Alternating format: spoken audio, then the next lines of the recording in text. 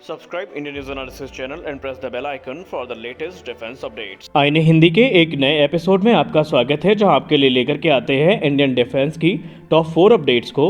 और आज के अपनी अपडेट की शुरुआत करेंगे प्रोजेक्ट 75I से।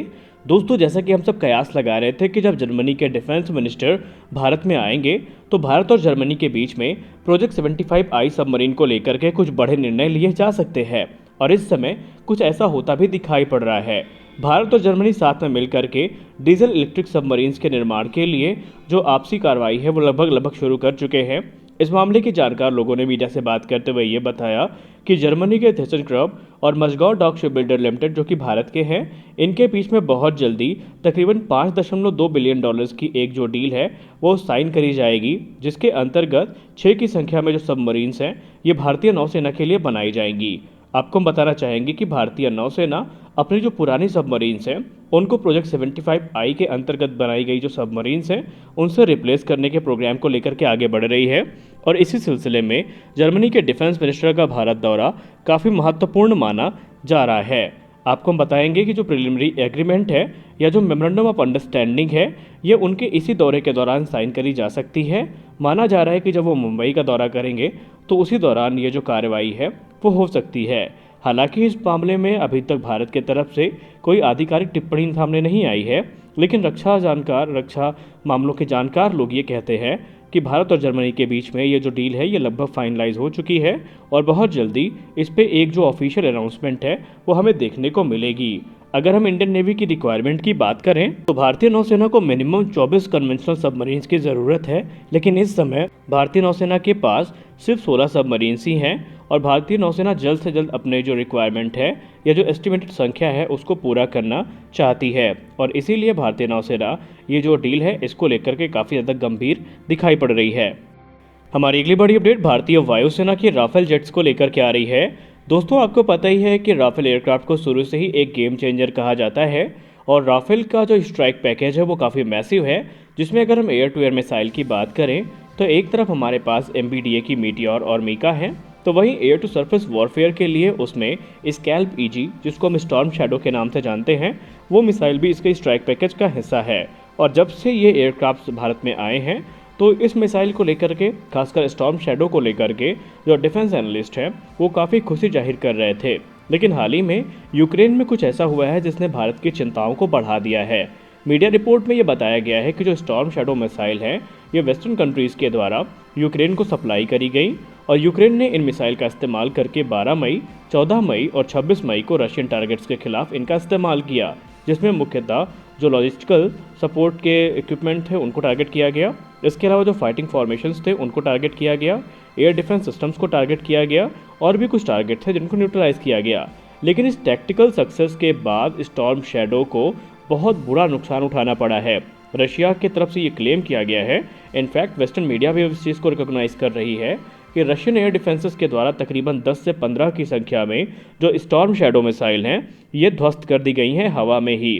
दरअसल वेस्टर्न कंट्रीज़ का ये दावा है कि रशिया के एयर डिफेंसेस ने ऐसे टेक्निक को अडॉप्ट कर लिया है जिसके अंतर्गत high mobility artillery rocket system यानी हिमार्श, तुर्की का बैरक्टर TB2 और भी दूसरे जो वेपन्स हैं उनको वो ईजिली काउंटर कर पा रहे हैं। दिक्कत की बात यह है कि चीन के मिलिट्री का एक डेलीगेशन रशिया में मौजूद है जो ये पूरा डेटा रशिया से प्राप्त कर रहा है। यानी स्टॉर्म शैडो जो कि भारत भी ऑपरेट करता है, इसको कैसे आइडेंटिफाई किया गया, कैसे डिटेक्ट किया गया, कौन सी टेक्निक इस्तेमाल करी गई, ये सारी इन्फॉर्मेशन चीन रशिया से प्राप्त कर रहा है ताकि आने वाले समय में वो उन्हें इस्तेमाल कर सके।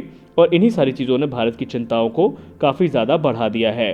डिफेंस एनालिस्ट ये कहते हैं कि अब यही सही समय है हमारे पास कि हम जो स्टॉर्म शैडो है उसका एक अल्टरनेटिव विकसित करें स्वदेशी तौर पर भारत में ही, जो कि इससे ज़्यादा कैपेबल हो ताकि हम अपनी सुप्रीमेसी को बना के रख सकें।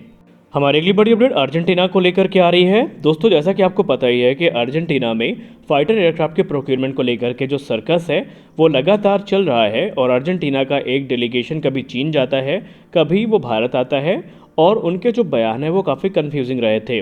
लेकिन आज भारत के तरफ से एक बहुत बड़ा कदम उठाया गया है। आज भारत के राजदूत जो कि अर्जेंटीना में हैं उन्होंने अपने ऑफिशियल ट्विटर हैंडल पे ये ट्वीट किया कि हिंदुस्तान एरोनॉटिक्स लिमिटेड का एक डेलीगेशन अर्जेंटीना पहुंचा है, जहां पर आज उन्होंने अर्जेंटीना के हायर ऑफिशियल्स, खासकर अर्जेंटीना के वायुसेना के जो चीफ हैं और दूसरे जो अधिकारी हैं, उनसे बातचीत करी है।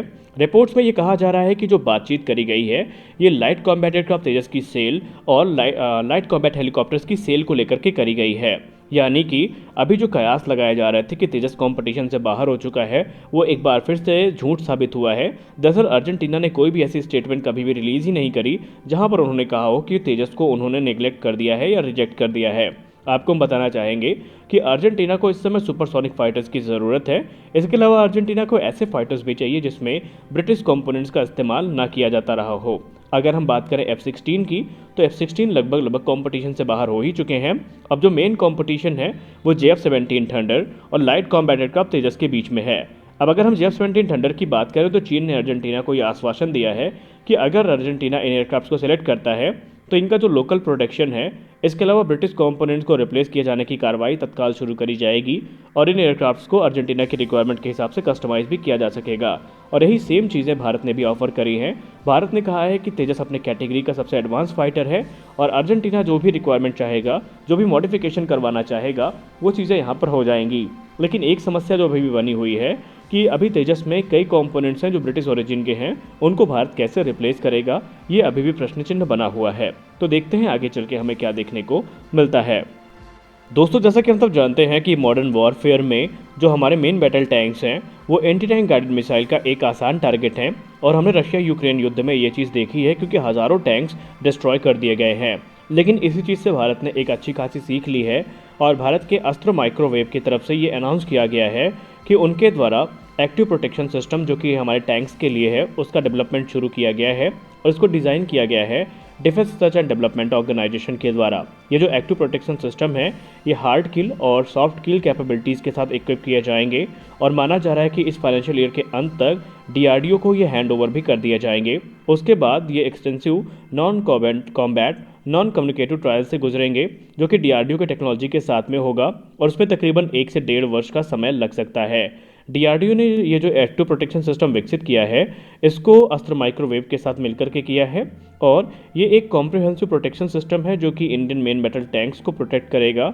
इसमें हार्ड किल और सॉफ्ट किल दोनों कैपेबिलिटीज़ हैं जो कि अलग अलग रेंज की जो थ्रेट्स हैं उनको बैटलफील्ड पे एनकाउंटर करेंगे।